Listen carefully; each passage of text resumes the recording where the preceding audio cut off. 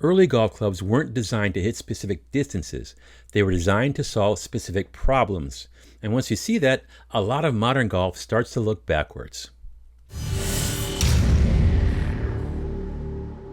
This is 3-Putt Paulie, aka the Golf Tech Nerd, a regular golfer using data and history to make better decisions on the course. I hand a modern golfer a club from the 1920s and ask, what's this for? There's usually a pause. Not because they don't know golf, but because the question itself kind of feels wrong. We've been trained to ask a different question first. How far does it go? Distance has become the identity of a club. So when there's no number, no loft chart, no clean yardage, it feels like something's missing. But that confusion is the point. These clubs weren't built to answer distance questions, they were built to answer situational ones. Not, I go 150, but I can help you here, in this lie, in this wind, under these conditions. And that difference between distance and intent explains early golf equipment better than any spec sheet ever could. So this part matters because if you misunderstand what these clubs were designed to do, everything that follows will feel confusing instead of clarifying. So before we go any further, let's be clear about what this episode is and what it isn't. This is not a lesson in how to play golf with vintage clubs. I'm not teaching technique, and I'm definitely not saying earlier eras had everything figured out while modern golf has lost its way. That kind of nostalgia doesn't really help anyone understand the game better. What I'm interested in here is intent. Specifically, what problems golf clubs were designed to solve at the time that they were created, and what those design choices tell us about golfers were expected to think on the course. If you watched the first 2 episodes, we talked about rules, money, and constraint. We looked at why golfers once carried wildly different numbers of clubs, and why the 14-club rule eventually came into existence. That was about structure, how the game tried to impose order as equipment and competition evolved. This is where the conversation shifts from structure to mindset. This episode moves upstream. We're not talking about limits imposed by governing bodies, we're talking about assumptions, about what a golfer was supposed to notice, what decisions they were expected to make, and how much responsibility they carried for the outcome of a shot. Early golf placed a lot of that responsibility on the player. Not just responsibility for execution, but responsibility for judgment. Which club to choose, which shot to attempt, whether a risky option was worth it under the conditions of that day. And that equipment reflected that expectation. Clubs weren't designed to remove decisions from the golfer, they were designed to support decisions, to give the player a tool that behaved in a predictable way, without pretending the result could ever be guaranteed. And that distinction matters, because it runs counter to how many of us experience modern equipment. Today, we talk about clubs in terms of protection, forgiveness, insurance against our misses. Those ideas aren't wrong, but they weren't always the primary design goal. Earlier clubs assumed imperfection as a given, and asked a different question. How do we limit the damage when things don't go exactly as planned? So as you listen, don't think better or worse, old or new, think emphasis. What did early golf emphasize? What did it leave to the player? And what kind of thinking did that naturally produce? Once you ask those questions, the names, the shapes, and overlaps of early clubs started to make sense. Not as relics of a crude past, but as thoughtful responses to a game played under conditions that rarely cooperated. That's the frame for everything that follows. So why distance works now, but didn't then? Distance feels like the obvious way to organize a bag. We line clubs up by carry distance. We talk about gaps. We worry about overlap. We test clubs on launch monitors, compare averages down to the yard. Guilty as charged.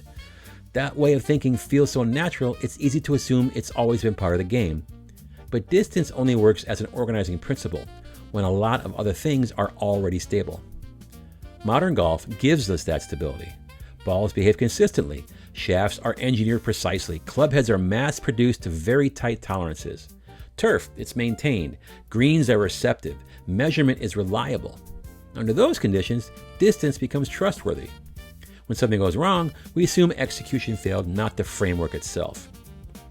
Early golf lived an entirely different reality. Balls varied from ball to ball. Shafts were organic. Clubs were hand-forged. Lies were uneven. Turf was firm. And the wind wasn't occasional, it was constant. In that environment, distance wasn't just unreliable, it was misleading. So golfers didn't organize their thinking around outcomes, they organized it around behavior. Will this club keep the ball low? Will it run or stop? Will it tolerate a poor strike? Those aren't number questions, they're tendency questions. and tendencies can be learned even when conditions are unstable. That's why early equipment looks strange today. The goal wasn't precision, distance was a byproduct, not the objective.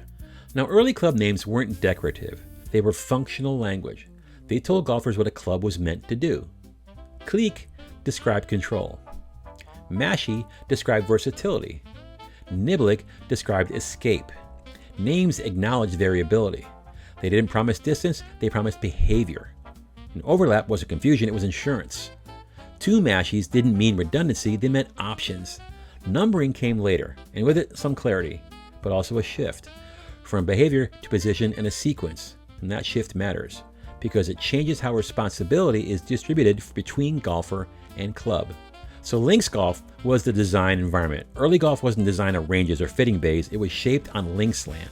Firm ground, uneven lies, constant wind. Running the ball wasn't a compromise, it was the plan. Clubs that kept the ball low and predictable were more useful than clubs chasing height. Overlap made sense. Different trajectories for the same range meant options. Early clubs weren't built to conquer the course, they were built to negotiate with it. Now, the clique wasn't a long iron, it was a control tool. Low flight, stable line, predictable behavior. A clique didn't correct mistakes, it reflected judgment. Used well, it rewarded restraint. Used poorly, it exposed decisions. It preserved options by keeping the ball on the ground. Not a primitive ancestor, a purposeful solution. The Mashie was the center of the bag. If the cleat represents restraint, the Mashie represents trust. It did many things reasonably well. It responded to intent. That's why golfers carried multiples. Not redundancy, optionality. The Mashie didn't simplify the game, it embodied it. Now, the Niblick was about survival over heroics. It wasn't elegant, it was honest. It didn't save great shots, it limited damage. Heavy lies, bad positions, natural bunkers. The Niblick advanced the ball. Not correction, containment. It rewarded restraint, it assumed mistakes, and it kept rounds intact. Now, early golf assumed variability. Clubs weren't uniform, they were personal. Trust came from familiarity with those clubs, not specifications. A good club had a consistent character, not identical behavior. Responsibility stayed with the player. Early clubs weren't crude, they were honest. They didn't promise control where control wasn't possible, they asked the golfer to participate fully. Distance became dominant when conditions stabilized, and that shift gained clarity and lost something subtle. This isn't about going backwards, it's about noticing what was emphasized before precision became king. In the next episode, we'll take this out of theory and onto the course. Not better golf, not pure golf, just different golf. And that difference turns out to be surprisingly revealing.